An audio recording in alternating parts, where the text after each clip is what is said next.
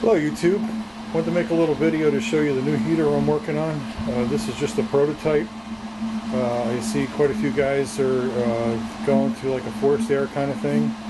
I just wanted to try that, and so far I'm very happy. In the back there you can see my old drip fed waste oil heater. That's worked well for several years. This year I just thought I'd play around and try working with forced air. And you know, just a bunch of trial and error has gotten me to where I'm pretty happy right now. It's the same setup: brake drum, brake rotor, 4-inch Schedule 40 pipe, and a 30-gallon propane tank. And that's just because I basically cut up another couple other heaters to make this one. I got an 1.5-inch black pipe there that goes inside, does a couple 45s, and then has holes cut in it so the air goes around, it doesn't blow straight down. That 1.5 inch is black pipe, Schedule 40s, attached to a 75 CFM blower, Dayton blower that I got off of Amazon for 60 bucks. Nothing special. I really, other than that, I have, you know, nothing into this heater other than stuff I had laying around here. The fuel delivery is a little bit different than before, because the bottom is pressurized. I got a 3/8 black pipe that goes, the copper line drips into the black pipe on the top there, but then it goes over and comes up through the middle of the brake drum on the bottom, so it doesn't drip in, it just kind of oozes out of the bottom. I had to do that because this is basically pressurized, and anything I did, any kind of hole in it, you would get a flame coming out of it, or you would, you know, get smoke. So there's only one hole, and that's just so I can light it. And then I just slide a piece of 1/4-inch flat stock over that hole, and that's you know, heavy enough that I don't get any smoke coming out. So I don't know if you can see this. I'm basically up to temperature. I'm you know, about 950, give or take. I like to keep it around in this range.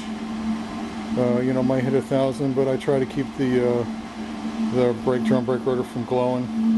Up here on the top, you can see, if you can see, I'm only about 430, 450.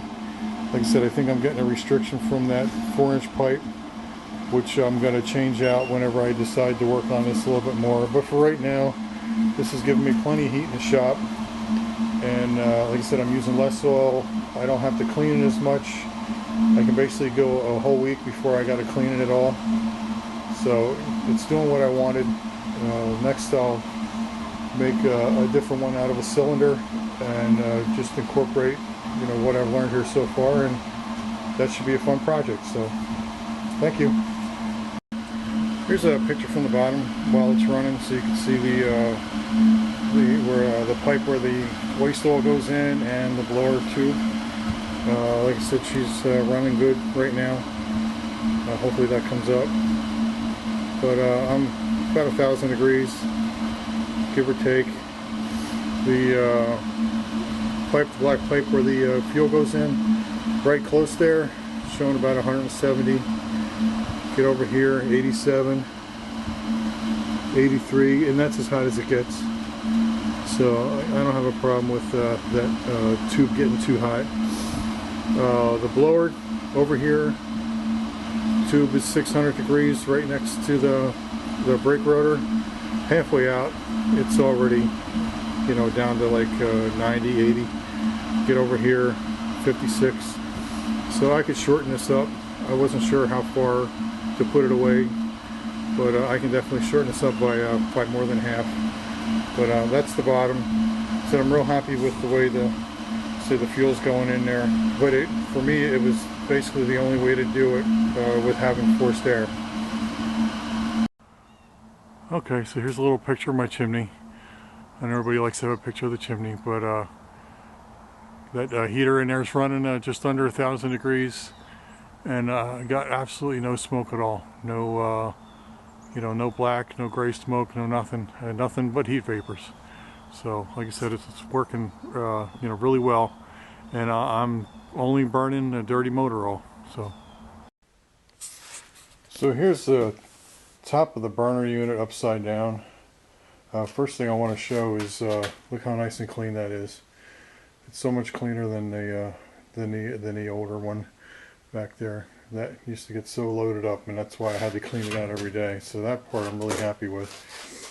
You can see I got a 1.5 inch black pipe there, schedule 40. Just does a couple 45s.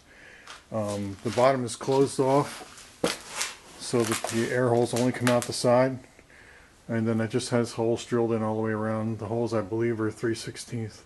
I can go look to make sure. You can see I got a nice deep brake rotor, and that was to accommodate the 1.5 inch pipe. I tried it with pipe with the holes, and that didn't work, so I cut that off and put a solid pipe in there. Probably should be a bit shorter because I am getting a restriction.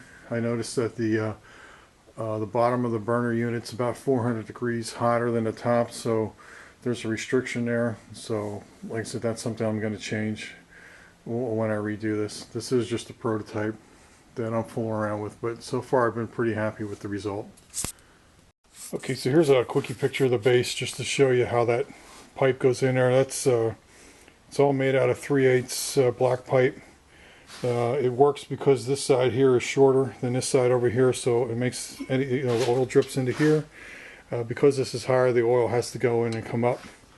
I put a shutoff in there. I don't know if it's needed or not, but it just seemed like a safety measure. The nipple is just welded in there to a hole drilled in the bottom, and as the oil drips in there, it just oozes out of the center. It doesn't drip. Like I said, the other one with the drip, you get kind of a boiling, crackling sound. I don't get that at all. It sounds like a furnace running, just a sound of a torch basically. It's brake drum. These are just legs I cut out real quick with a torch, nothing special. Like I said, but I wanted to show the black pipe there. First one I tried welding the elbow directly to the bottom, and that didn't work. It just didn't seal nice.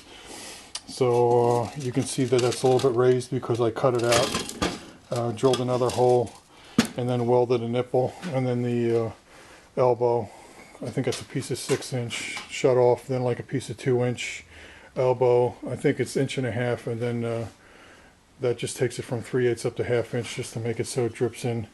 Nothing fancy. I did it pretty quick, just to get it done. Just kind of playing around. So, like I said, there's a picture of the bottom. This was my first attempt at delivering air to the burner. This is a 1.25 inch square tube. See, it makes a couple 45s there, and then it's got holes drilled all the way around. Like I said, just to get the air in there good. I originally had holes in the bottom, but that did not work nice. Didn't blow the fire out, but the fire did not get hot. So I welded those up, and then we used this one to determine how far off the bottom we want it to be. Originally this was set up so that I would drip into that burner tube, but that just didn't seem to work as good as having the oil come up through the bottom. On the end here, this is just cut out with a torch. 1.25 inch square tube gives you a 1-inch hole. Like I said, that just didn't deliver enough air, so I went to the black pipe. Here's the blower. This is a Dayton. If anybody really needs to know, I can give you the model number, but it's a 75 cubic foot per minute blower. It's basically a metal hair dryer. But this is made to just run balls out all day long. 110, like I said, the plate just cut out with a torch real quick. I put a coupling on there. This one here got to be a pain in the butt because the only way to take it apart is you had to take all the bolts out. So you had to wait for everything to cool down. Where here I just welded that coupling on there, and I can just screw it on. Just worked out much better. So this is a good blower. I got a bigger one because I wasn't sure how much air I needed.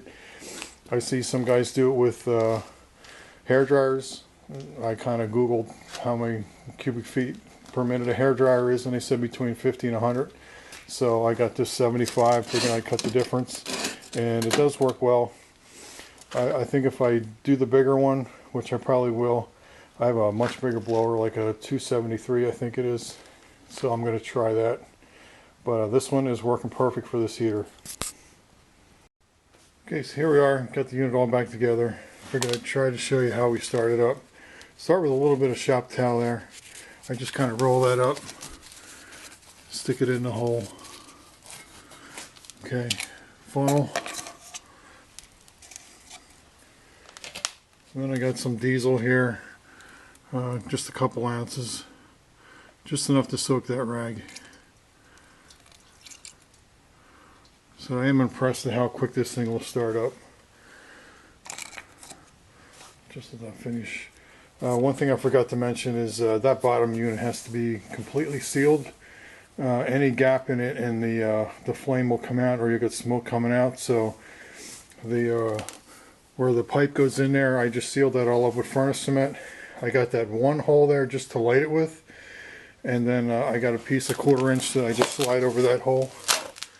So everything is completely sealed. So here's my my tank. Let me see, everything is pretty cold, but I forgot. Sorry about that, forgot to get my thermometer, so lots of splices in this video. So just to show that oil, 38 degrees if it shows up there, hopefully it does. The heater showing 39. You can see it's not warm in here anyway. 38 on that. So like I said, we're using less oil and getting a better burn, so 1.5 just to get it going. As soon as it starts dripping, you'll see how quick this thing comes up.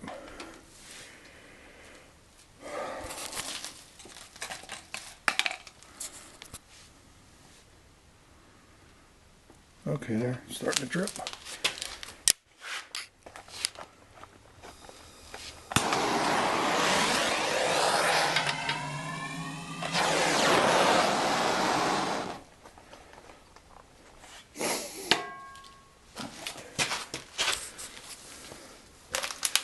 Okay, I did get a variable speed, but it's kind of not needed. I just turn it on full blast.